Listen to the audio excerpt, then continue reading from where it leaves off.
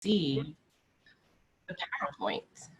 We will send the PowerPoints out once the session is over. So again, thank you all for being here. We really enjoy bringing you this information every week. And we did get a couple of questions early before the start of the session. So we want to be sure and be mindful and be able to share that information as the program goes on. So with that said, get prepared for the exercise demonstration. If you want to know more about our center, visit our website. It's www.alzheimers.emory.edu. And then today we're going to close out with Whit Morgan. He is the communication specialist for our Healthy Aging study. And that's a worldwide study. We keep talking about it. It may seem a little repetitive, but it's a great way for you to participate in research from the comfort of your home. Right, we don't have a cure for Alzheimer's. There's treatments unfolding every day, but we are a research center, and that is our mission, to be in pursuit of a cure or early interventions that can help prevent the disease. So with that said, we're going to get started with some exercise. I hope you're ready to get your heart pumping, because as we say every week, what's good for your heart is good for your brain. Okay, so John, I'm going to turn it over to you. I think I've done all the housekeeping for today. So, and I want, if you are new, you need to take notes because we go over a lot of information in a short amount of time. All right, thank you. All right. Remember, I want to take your mind to Brazil today. Okay? We don't warm that body up. Come on. Hey. Hey. Come on. Come on. Hey. Oh. Hey. Hey. Hey. Come on. Give it a minute. Come on. Come on. Come on. Hold it right here. There we go. There we go. Come on, give it a bit. Give it a bit.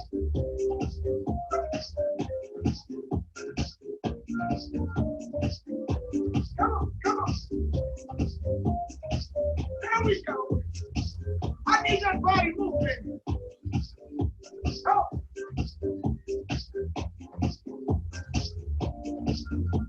We're just going to work that entire body. We get that core. We get that chest.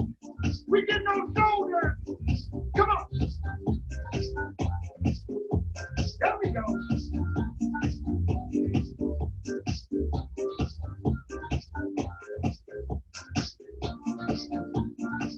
Okay, I want y'all to cool down now. Cool down. Just man yourself. Come on.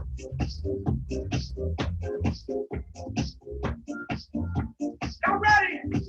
Let's go.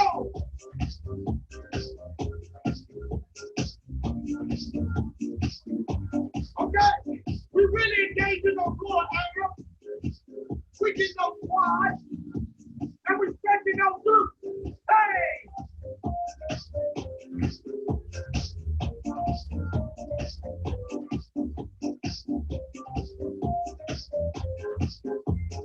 And kick down.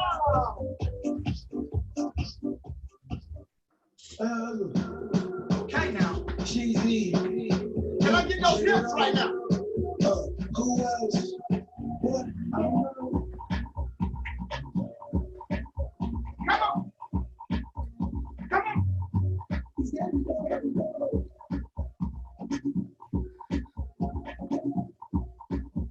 Come on now.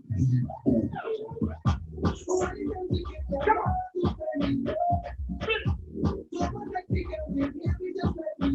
There you go. There we go. Watch what I want. Come on.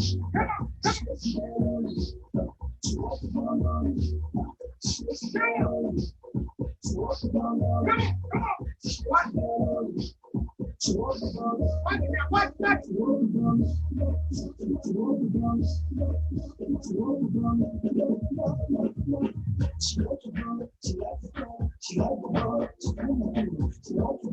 Okay, come on, keep that waistline going. Can I get my attitude with them jokes?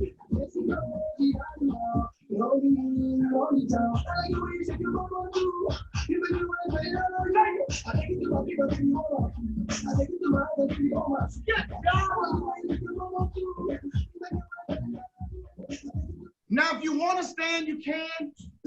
If not, you can hold on to your chair. Oh, mine is. You can hold on, and we're just gonna work.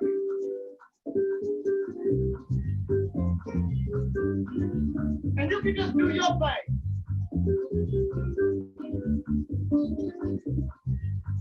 Hold on and keep that balance and keep that blood flow chest up. I'm just doing a little tap. Two hands. Watch it.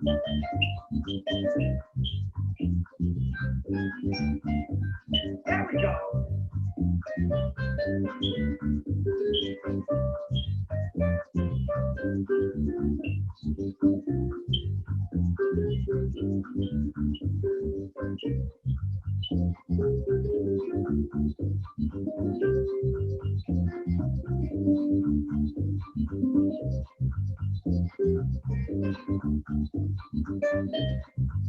There we go.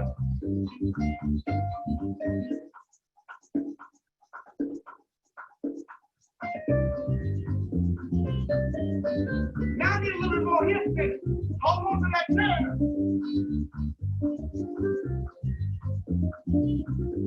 Remember, we're in Brazil right now.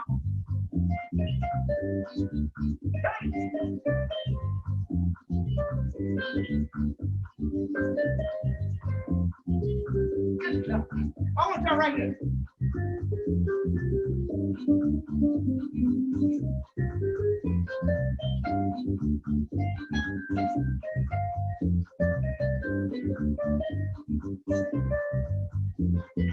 Now watch it now.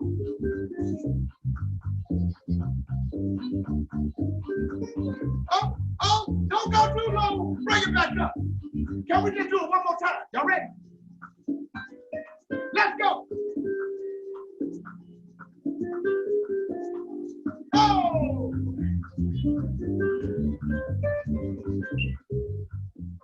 I want to say I really enjoy doing this for Emory and just getting all the responses.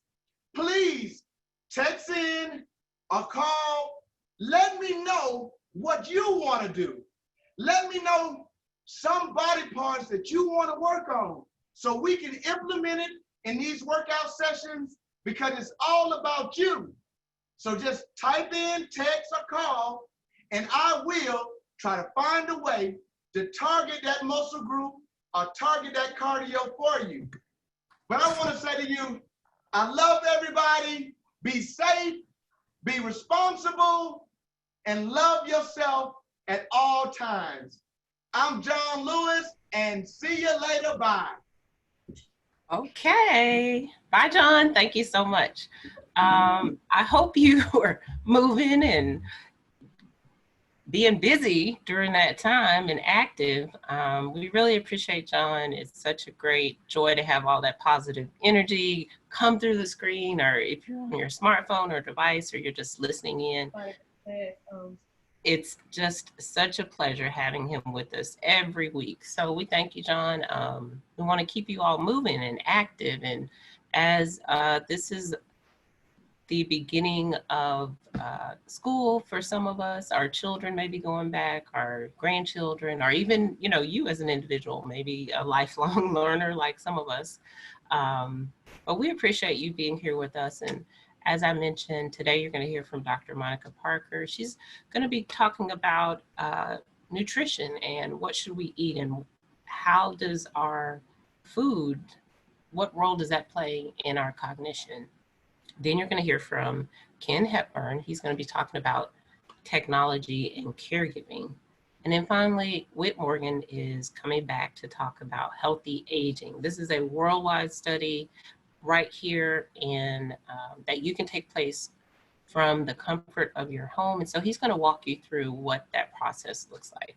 And then if we have time, we received several questions before the program via email. So we will do our best to address those. Okay, Dr. Parker, welcome. Hello, everybody. And thank you again for joining us for BrianTalk Live.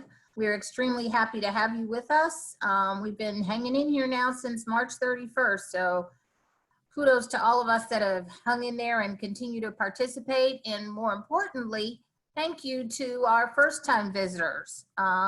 We do this to kind of connect with you, give you a little bit more information about brain health and what you can do to stay healthy. Whether you're a caregiver of somebody who has dementia or not. So today we're going to go back up a little bit more and talk a little bit more about the role of nutrition and brain function. This is a very popular topic, and I know we've had the nutritionists on here, but by way of refresher, I'd just like to say a little bit of repetition is always good. Practice makes perfect. Next slide, please. So aging changes what we eat, okay? One of the things that's most important as we age is that some of the stuff that we ate when we were teenagers probably isn't the best for you as you've gotten to be a middle-aged or older adult. So one of the things people say, well, what kind of special diet should I eat? We talked about myplate.gov, and we're going to rotate around to that again. But one of the things that we need to be conscious of as we get a little bit older is that some of the medications we take may affect how we are able to tolerate certain types of food. So less fast food, more fresh food, more healthy produce, okay? Dietary supplements, you know, how many vitamins, what kind of vitamins should I take? One nutritionist, registered dietitian, told us a couple of years ago that if you eat properly and you balance your diet, you don't need any supplements. If you need a supplement, let your doctor tell you which ones you need. The most commonly prescribed medications to fix vitamin deficiencies are folate deficiencies, vitamin D deficiencies, and iron deficiencies. So convenience foods aren't necessarily the best things for us. Too much fat, too much salt. Your taste buds change. Food tastes a little different as we get older. We add an excessive amount of salt or an excessive amount of sugar to make it taste like something we want to eat. And that's because our taste buds have changed. I took care of an older person one of my older patients, liked coffee. And she put 3 tablespoons of sugar in it. She put a couple of things of sweet and low in it. And then she decided it might be okay for her to drink. So she did that mainly because she can't taste it. If your mouth is dry, if you wear dentures, food may not taste the same way to you that it tastes to other people. Another problem that we have as we get a little bit older with our digestive system is more older adults suffer from constipation more than anything. Do you need a drug for that? No, you need to eat more fresh, fibery foods, drink more water, and be a little bit more physically active. We can take psyllium, or what is the stuff they call it? Metamucil, that's the word.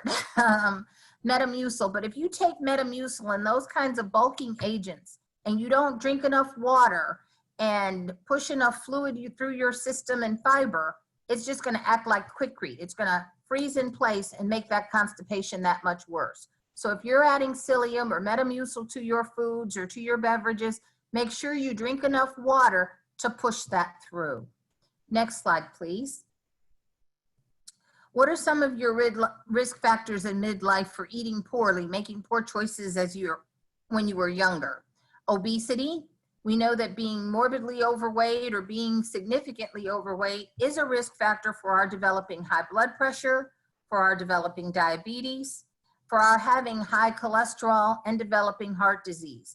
The habits you lay down when you are in your mid-20s, your teens, your 20s, and your 30s kind of predict where you're going to be in your 40s, your 50s, and your 60s. Notice I didn't say in your 70s and your 80s.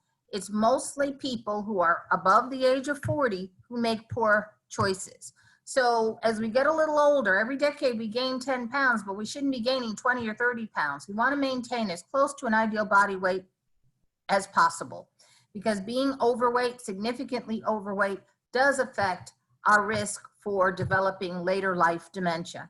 And if you're a grandparent or if you're a parent, kind of force good eating habits on your children and your grandchildren as much as you can so that they don't have to take chronic medications to manage chronic conditions. Take care. Next. What's a healthy diet? Okay, you see here, this is my favorite dietary recommendation. It comes from the federal government. This is a federal recommendation for what we should eat. If you look very carefully, it's a plate. It's split up into 4 sections. They're more or less the same, but they are a little bit different. One of the things that you notice is the smaller square is protein. Vegetables and grains are about the same size. Fruits are smaller simply because they have a lot of sugar. And if you're diabetic, you can't have a lot of sugar. But this is the simplest dietary recommendation. You can go to myplate.gov and you can see a similar plate, maybe dressed up a little differently for older adults, but this is the recommendation. Note that there's a small cup on the side for dairy. That can be yogurt, that can be milk, that can be any kind of dairy you choose, maybe even a bit of cheese. But go to that website, choosemyplate.gov, and they have a plate, if you will, for just about every age group. So myplate.gov is my recommendation. You'll hear us talk about the Mediterranean diet and the Mind diet, and we talked about that last week. But you can't remember all this. You can remember this colored plate. Next page, please. In the United States, we decided, just as in dementia care, that we can prevent a lot of diseases by managing our diet more healthfully. We can reduce the risk of chronic disease by eating better foods, and we can improve our overall health. Next slide, next. You need to maintain an ideal or a healthy body weight. You know, people say, I've got a thick frame, I've got a small frame, but the tool that we measure to say that we're doing a good weight or a bad weight is not our pounds so much as it is our body mass index and our body fat index. So for most people, the body mass index that we should aim for is somewhere between 25 and 30. Most of us are greatly above 30. So if you're between 25 and 30, you might be overweight. But if you're over 30, you're considered obese. And most of us don't consider ourselves obese. But the ideal body weight is the ideal body mass. It's not pounds, it's a body mass index. So they have graphs and things that you can look at, and we can work toward it. You know, you lose 10 pounds, you're overweight, that helps your blood pressure, helps your sugar, diabetes, helps your metabolic level, and it helps everything overall. So if you weigh 200 pounds and you should weigh 112, we've got a lot of weight to lose, but we can make better choices. Next. Most calories in the United States that contribute to our being overweight and obese come from the fact that we drink a lot of our calories. We drink a lot of sodas that have a lot of sugar. We drink a lot of things that we shouldn't drink. We should just be drinking water. We should be advocating for the inclusion of more fruits and more vegetables in our diet. What kinds of vegetables? Dark green, red, orange colored vegetables. On the My Plate, it's colorful because they want you to have a colorful plate. So if you're going to be serving a meal, or as you prepare your meals, make sure that it has lots of color, because that means you're eating probably enough antioxidants. Yes, vitamin C is an antioxidant. You can take a tablet, a gray tablet, but you can eat an orange, you can eat a grapefruit, you can have tomatoes, things like that that have lots of vitamin C. We prefer that you eat your vitamins rather than try to buy supplements. Okay, fruits and vegetables, dark beans and peas that are on there. We need to lean toward less meat and more plant-based sources for protein. Whole grains, you know, not the bleached white bread, light bread if you're from the deep south and the rural places. You know, we always thought it was fancy to be able to have store-bought bread rather than homemade cornbread or muffins and things like that. But try to get, if you're going to bake, use whole grain flours. And if you're going to eat bread, don't just buy brown bread, buy whole grain, wheat bread, oat bread, and oat bran breads, things like that, that have seeds and other things in them. Next, please. What kinds of proteins should older adults eat? What kinds of protein? What is protein? Well, everybody knows meat, but how about more fish, more chicken, more, other than chicken? I know in America we eat a lot of chicken, but turkey is another source of poultry. Seafood, lean meat, those kinds of things. Eggs are a great source of protein. Yes, they're high in cholesterol, but too many eggs, you know, we've kind of reversed the thought on, can you eat eggs? You can eat eggs, but if you have high cholesterol, you might want to avoid eggs. If you don't, feel free to eat them. But beans, dried beans, peas, lentils, soybeans, edamame, steamed edamame pods are a great snack, great for fiber, great for protein, and it helps your skin. For women, it's got extra estrogen. That's why we do it. Unsalted nuts and seeds, unsalted nuts, almonds, walnuts, things like that. Seeds, chia seeds. Chia seeds are a high source of protein. So try to look for alternative sorts of protein, alternatives to red meat. Every once in a while, we all want a good thick steak or we want a hamburger. We just can't have it every single day. Next, please.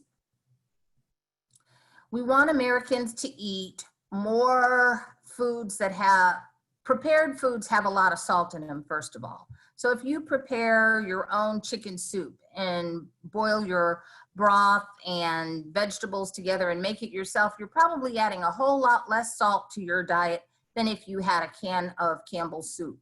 Me, myself, I kind of like doctor stuff up, and I think all of us do, but be advised that anything that comes in a can or that has been prepared outside of your home likely has a lot more salt in it than you would add if you made it at home. Next, please. Dietary guidelines, again, less solid fats and sugars, solid fats being things like lard, things like Crisco. I'm using those names because those are the ones that I can remember. Things like butter, margarine, and use oil instead. You know, when we go to an Italian restaurant, a lot of times they give us olive oil seasoned with a little peppercorns, maybe a little salt, maybe some garlic or something like that, and we kind of dip and get that. Same thing in other countries. In Southeast Asia, they use ghee, which is an oil, but it's kind of been refined. It's a little bit better for you than what we normally eat. No refined grains, i.e. not the big store-bought loaves of bread, but whole grain breads in the store or made by yourselves. And how much alcohol should you drink? You know, women shouldn't have more than 2 4-ounce glasses of wine a day. You know, some people say 6, that sort of thing. But, you know, a 4-ounce glass of wine, maybe a second 4-ounce glass of wine. But you don't want to have a whole bottle. A whole lot of hard alcohol is not good for you. So 1 to 2 drinks of wine a day. Red wine preferred. Thank you. Next. And this will be my final slide for today, just a refresher. If you can't remember Mediterranean diet, you can't remember Mind diet, you can go to the website and look at these. Keep it simple, plate, split it in fourths, and judge yourself accordingly. The smallest part should be the protein. The biggest part of the plate, 3/4 of the plate, should be fruits, vegetables, and be colorful. You can have grains, couscous, things like that. Keep your plate colorful. Very small amount of dairy. That's it. Okay, wow. So Dr. Parker, tell me about wine. You know, we're in quarantine, so, and there's the quarantine 15 is what we're hearing. What can we do so we're not consuming so much wine? Water. Okay. Get one of those water decanters, you know, the pretty crystal ones. Slice some, make your water different every day. Put some fresh fruits like raspberries or strawberries in it. Maybe another day you can use sliced cucumbers and lemons. and make it attractive. You know, we like pretty things. We're more likely to eat and drink the pretty things versus the not so pretty things. When you say, what can we do to get rid of the quarantine poundage that we've gotten? We need to make better choices. We need to drink more water. We need to get out and take a stretch break and walk every once in a while. But the most important thing that I think most of us can do is all of us need to drink more water. One of the questions I saw in the chat is, you said, if you're taking Metamucil, drink water. Okay, if you're not taking Metamucil, let's just say you weigh 200 pounds. How much water should a 200-pound person drink? A person who weighs 200 pounds should drink half their weight in water. So that means you should have 100 ounces of water. If you weigh 150 pounds, you should have 75 ounces of water. I shouldn't say pounds of water. That was inaccurate. So the idea is you should have half your weight in ounces of water a day. So if I weigh 200 pounds, I should drink at least 100 fluid ounces of water a day to make sure that I'm just staying hydrated, okay?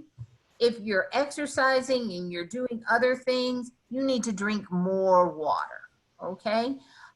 If you are on a diuretic, a water pill for your blood pressure, keep in mind that when you drink, when you take that water pill, your body always makes water, but it's pushing more fluid out of you to help lower your blood pressure. So even though you're taking a water pill, please don't be afraid to drink water. When your body expels as much water as it takes in, but more importantly, as it makes, a lot of times when you're taking a diuretic, you can make your blood pressure a little too low and you can get dehydrated, not because you're working out, but because you are not taking in enough fluid to balance out all the fluid that you're getting lost. Yes, you need a diuretic for your blood pressure control. I'm just trying to tell you that even though we prescribe diuretics and water pills, that doesn't mean that you shouldn't drink water. Now, some people with congestive heart failure or kidney disease do have to restrict the amount of fluids that they take in. That's different. If you have kidney disease, if you have congestive heart failure, hopefully you've discussed with your doctor what the appropriate amount of fluid intake is for you. But for everybody else who doesn't have chronic kidney disease and doesn't have congestive heart failure, you can drink half your weight in water, okay? So everybody has a condition, but if you have extensive renal disease or congestive heart failure, yes, you have to restrict your fluid, but everybody else should just be drinking more water. And I understand that alcohol is a necessary business, so all the package stores are an essential business now, so you don't have to just dilute it down, drink some water. Okay, good information. Thank you so much, Dr. Parker. There are 3 more questions in the chat for you. Okay, we're shifting gears here. Now we're going to hear from Dr. Ken Hepburn. He's going to be talking about technology. Hello. Hi there. How's everybody? Doing well. Let's get these. There we go. All right. No, this is the wrong, oh dear. Let's see what the next slide is. Yeah, there we are. Yeah, okay. This slide is supposed to say technology. So there's a clue for everybody listening in. This is a talk on technology given by a guy who couldn't get the first slide right. So what that does to my credibility is up to you. I wanted to start off with the notion of what do we mean by technology? Because when I hear the word, I think of something that you got to have a power source for, and that makes bells and whistles or whirs or blinks or something. But really the word itself means applying essentially common sense to a problem. So it's using things, both material, so stuff, and immaterial, which means your mind, which are created by mental and physical effort to achieve some value. So what I want to talk about is, if you think there's a technological fix, there may well be, technological fix to problems, It may be, well be, but it may be a lot less high tech than we jump to. So we're really, I want to just say that it doesn't have to mean high tech. We can think about simple and practical solutions and start with common sense and a hardware store. So next slide. So I think of providing care for a person living with dementia as being in a situation where you just have frequent practical problems. And so, and a technological fix might help there. So what are some common problems? Well, one is you want to keep the person from, I love this term, the term when somebody leaves a skilled facility, they're said to have eloped. Basically, they've broken out, they've wandered away, and they're gone.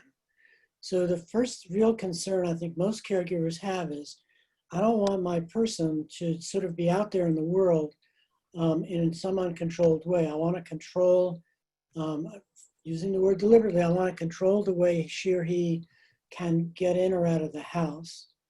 And then I want to have some control over what happens if that person is out of the house in an unexpected way. So the first thing to think about is some safe doors and windows, and we'll talk about that in a minute. A second really practical problem for a caregiver is avoiding falls. An older person falling is just the invitation to a lot of bad things. Many older people fall, and a fairly large percentage of those persons either wind up in a more controlled or supervised environment, or they die. So you want really to avoid falls. And so practical problems present themselves in terms of stairs, or tripping over things, or not having good lighting. We'll talk about that.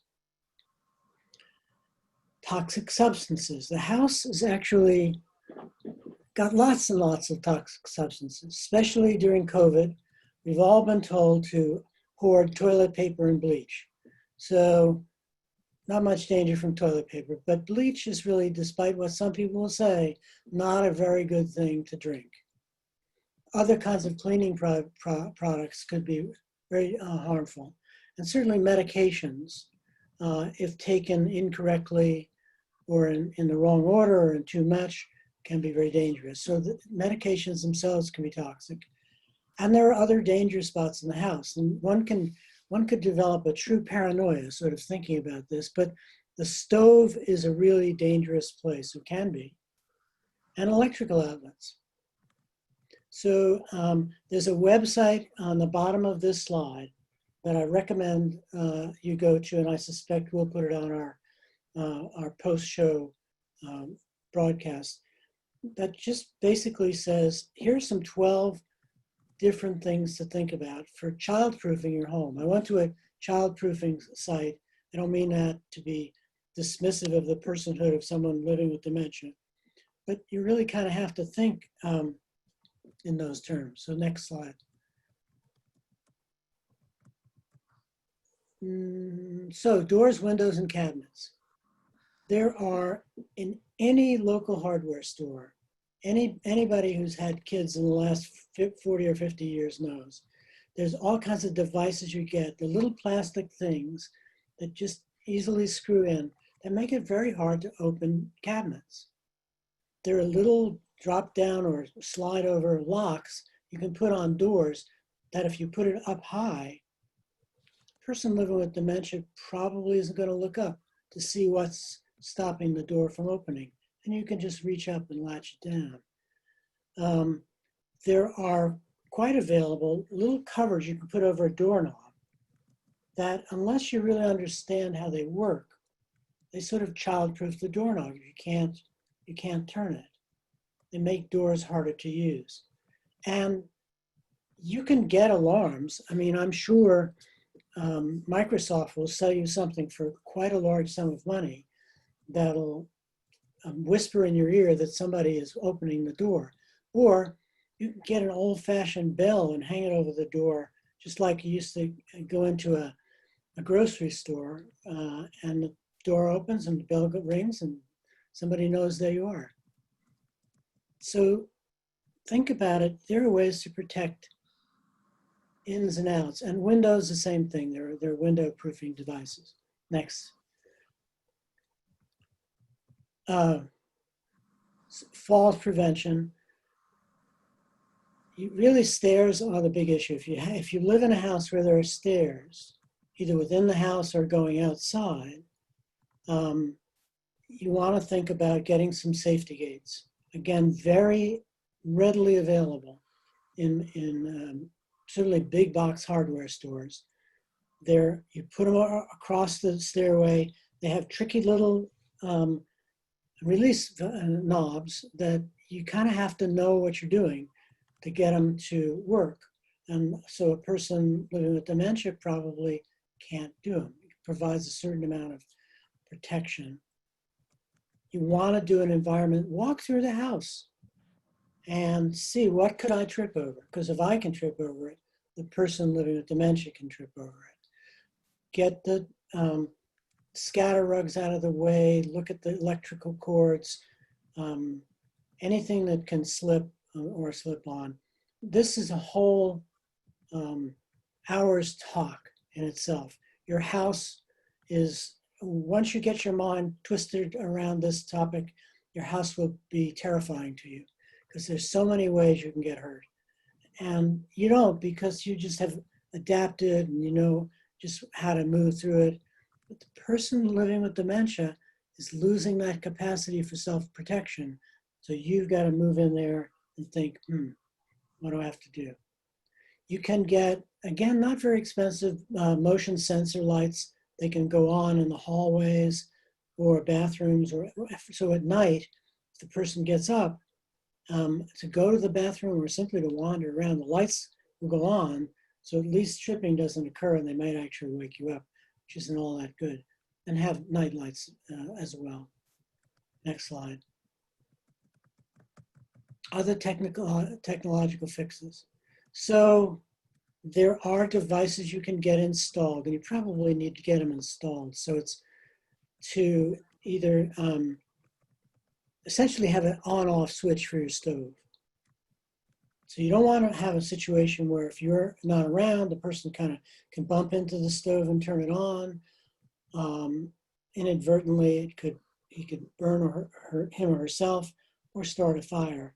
So you want to try to get those, get a device to turn off the stove. If you have an electric stove and it's easy to do, you could actually unplug it. Smoke alarms you should have anyhow. Certainly we've talked about having ID bracelets or chains for the person. You can get tracer apps for a phone, and if the person carries a phone, it's just like a parent tracking a teenager. You can know where the person is. If the person's not there, assuming she or he is carrying the phone, you can identify them. Or think about getting a GPS device. That's a real technological fix there. That's something that actually taps into a satellite in the sky, sewn into clothes. And I'm not sure if you can buy like sets of them and put them in a couple of very familiar clothing items that the person's likely to have should she or he elope. Not sure if we get anything else.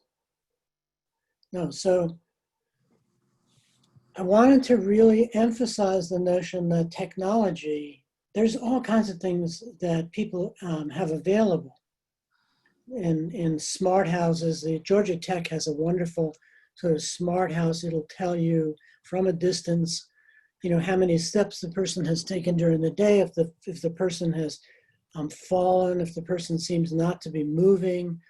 If you're monitoring a person from if you're a distance caregiver, there are devices that you can get. They're expensive and they probably require some training. But truly, if you are a caregiver living with a person, the technology is principally your own common sense and capacity to sort of turn your mind to the fact that there's danger everywhere. I have to detect it, and let me see what I can do in a simple way to ameliorate the danger. That's what I got. Okay, I really like the concept of, you know, low tech. I mean, I think in this day and age, we think we need the most fanciest and best and, you know, shiniest object to do some of the most practical things. But you gave us very practical things that we can do right here by visiting our local hardware store. Or Amazon, go on Amazon and just look. I bet you can find every one of these products. Are we sponsored by Amazon? I can't remember. Well, yeah, it depends on how many delivery trucks are coming to your house every day. You know, it also occurred to me that like my son has a runner's watch. It's got a GPS in it. I bet you can get something like that that would have a GPS. It could say, "Oh, Mom, I want you to keep this watch on," but you'd be able, should the person elope, able to track her. Okay. All right. Well, before we go to our final presenter, I wanted to take 3 minutes for you and Dr. Parker to just quickly give a little bit of insight. We had a couple of questions that we received over email, and one of them was, you know, pertaining to the nutrition and some of the practices and best steps. So this gentleman says he's offered his loved one dinner, and she says she's not really hungry, but then she's looking into the refrigerator within a couple of hours, even though she's been offered a meal. And so how do you balance overfeeding versus feeding with your loved one? Well, I think Ken has an answer for this. One of the things we like to do, I think that as a caregiver, we talked about scheduling and structuring things for persons living with dementia. So scheduling meals is one thing, and, you know, preparing healthful meals and sitting down with the person to eat with them, such that you're sure that they're eating, and then make snacks and things available that they can access, like bananas or grapes or something that they like, and having it out. But certainly scheduling regular meals and sitting with them and watching them eat, or they'll do what you do. So if you're eating, they'll eat. Ken? So two things, and one of them I venture cautiously, because I want to see if you will agree or disagree. In my mind, if one is caring for a person living with dementia, I don't care an awful lot if the person overeats. So, you know, unless there's some secondary condition that you really like diabetes, you want to be very, very careful. So I don't worry about overeating. I think in the case of the man whose wife is looking in the refrigerator, what I would do would be exactly what you suggest, get the favorite kinds of things, and I would put them in the refrigerator right in front, so that when she goes, if that's the habit, I'm going to the refrigerator multiple times, put the stuff right there and have her go ahead and eat it. And if you can schedule ritual meals, that's even better as well. But both and. I agree. Should you hide food? That was one of the. Should you hide food? Yeah, if they're eating is irregular or you haven't figured out the scheduling part of it, should you, you know, put a lock on the pantry, or how can you monitor their food? I think Ken's suggestion about having her favorite things available such that she can find them if she's going to the refrigerator, that's important. But I don't think it's a good idea to hide things. I think you have to watch why they're doing whatever it is they're doing. There's a pattern to it. There's a reason for it. And you just have to sit there and try to figure it out. Everybody's a little different. I think the only reason to hide something is if they're going to snack on something that could be bad for another condition. Okay. Right. I mean, if I'm eating sugar and I've got diabetes, just to use that example again, then you might want to. Good point. Put it out of reach. But otherwise, no, I think. And there was a chat question about how many meals a day, and I don't think there's. I mean, I think lots of times people have 3 meals a day, and that's what we think of as normal. But 4, 5, 6 meals, 6 small things. Yeah. As long as they get enough calories to survive and maintain a healthy body weight. I mean, small meals, you don't have to have a big meat and potatoes, meat and three times a day, you know, small things, small tiny meals, things that they like to eat. Certainly when people get up in the morning, most older adults don't sit at a table and eat a whole lot. They may peck, you know, a little bit at a time. Just make sure that what they're pecking is substantive and has enough calories and protein to be nutritious. Don't give them a bowl of potato chips to snack on. Okay. And finally, there was some late breaking news about the FDA sort of fast tracking aducanumab. Does anyone want to speak to that before we close out with talking about healthy aging? The most that I can say about aducanumab, for those people who participated in the aducanumab clinical trials here at Emory, your coordinator will be contacting you about the availability of that particular medication and continuing on a different arm of that particular study. I think that when this drug becomes available, and if this drug becomes available, you'll have look at what the indications are, and the doctor who will prescribe it will be the person to tell you whether or not it's appropriate for you. Okay. All right. Well, let's turn it over to Whit. Thank you, Dr. Hepburn. Thank you, Dr. Parker. All right. And Cornette, am I able to share my screen here? I am. Let's see here. Can I give you the remote?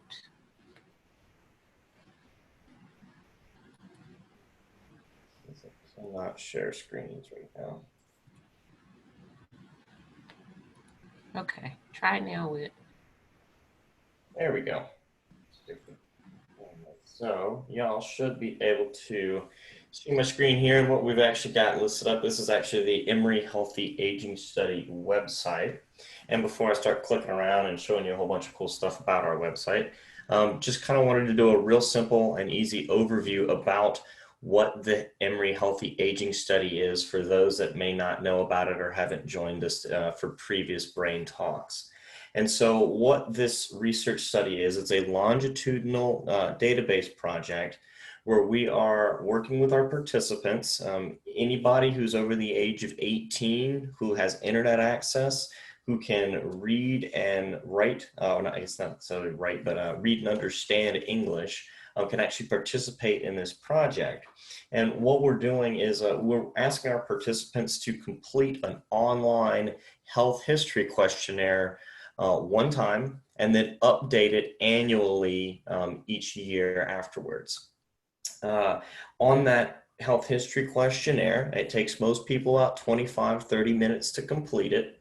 We're asking you questions about your demographics, things about your diet. You know, we talked a lot about healthy eating earlier today with Dr. Parker. So we want to know kind of, you know, how much fruits, how much vegetables, you know, how much grains, what are you consuming with your diet? How much exercise are you getting? And then just general kind of health history as well. You know, have you had certain diseases?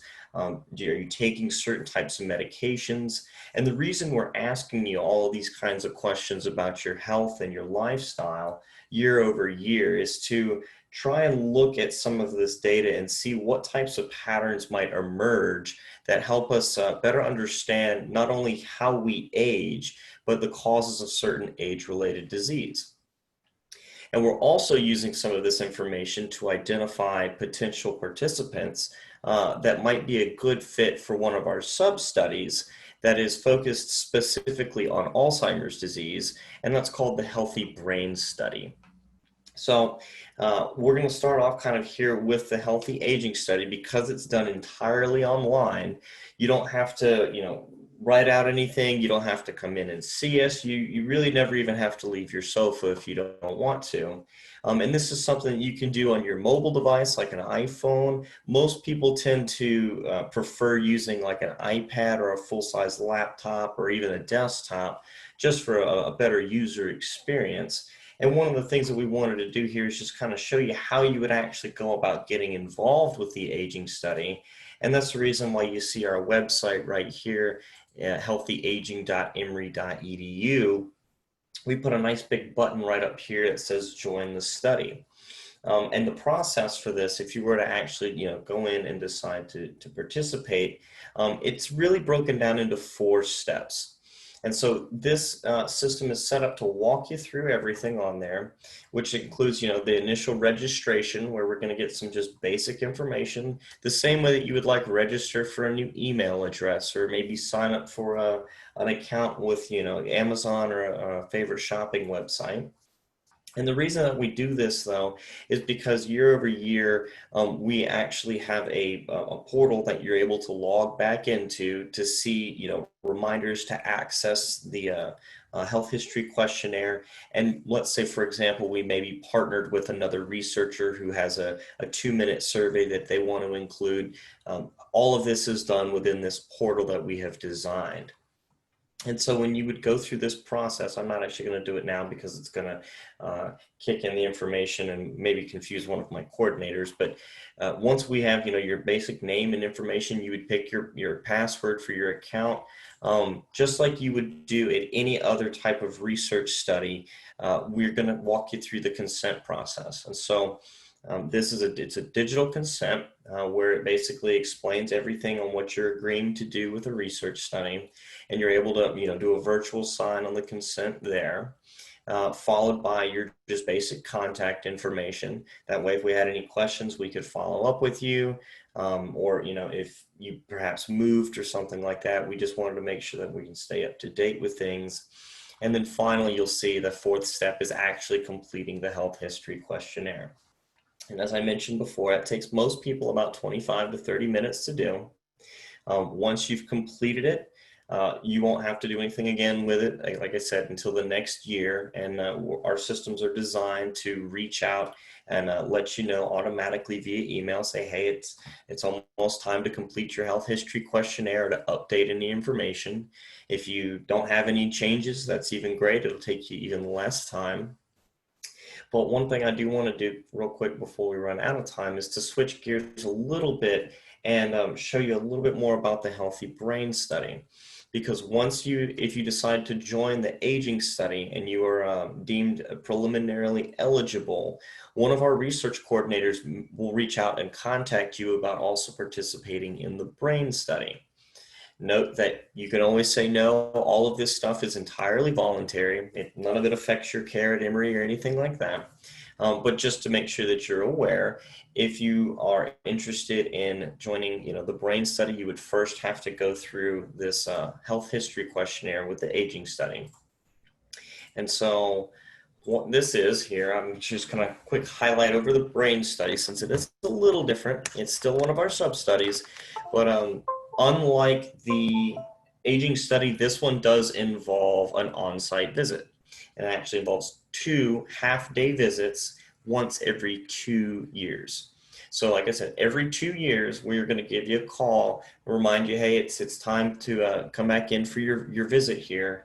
We would work and schedule, whatever the kind of best time works for you. And you would actually come to our research facility right next to the Brain Health Center. And during the brain study visit, we would conduct a variety of different types of tests. We would collect a variety of different samples. And then we're also going to take some brain images. And on our website here, if you are on our homepage, for those that may want to go check it out, underneath our sub-studies tab, you'll see Emory Healthy Brain Study. And so this will walk you through about, for example, how are we using your research, or how are we using the information for the research, the steps involved with it. Again, this all starts with the Emory Healthy Aging Study. And then down at the bottom, for example, if you wanted to learn a little bit more about some of the procedures that we do, for example, like a blood draw or the cognitive testing, the lumbar puncture, and the vascular assessments, we have videos that you can watch that talk about these procedures in depth. Of course, you can always request more information or talk to us directly about that. But the purpose of the Healthy Brain Study is for us to try and identify the biomarkers within our bodies that are going to hopefully allow us to predict who will develop Alzheimer's disease and dementia. And so one of the things that we're looking for here is that if you do have an existing diagnosis of MCI or mild cognitive impairment, or you do have an existing dementia or Alzheimer's diagnosis, that would disqualify you. And this is really open to individuals between the ages of 50 and 75. So just to, I know I kind of dumped a lot of information there. Just to rewind and kind of a quick high-level recap, the Emory Healthy Aging Study is our overarching study, and that's our online health history survey that we want people to do once a year. And that's how you can join, by going to our website and clicking that study link at the top. If you do join the aging study and it looks like you might be a good candidate for our brain study, don't be alarmed. One of our coordinators will probably reach out to you and give you a lot more information about the study itself and what participation entails. And if you wanted to join, they would walk you through that process and go from there. But hopefully this has been enough information for you here to be able to see that, especially right now during times of quarantine and everything else, there's still a lot of really great opportunities to get involved in research. And this is one of those opportunities. And will you share your contact information in the chat? Yep, I will certainly send that. I'll send our healthy aging email as well as my personal email, so that way y'all can contact me or just go through one of our main channels if needed. Excellent. Okay, any other questions as we wrap up? We are about to close, and we appreciate each of you for joining us this week. And we look forward to seeing you back next week. For those that are returning to school or in the process of helping others transition, whether it's virtual or in person, we wish you the best this week. And thank you again for joining us. Have a great rest of the week.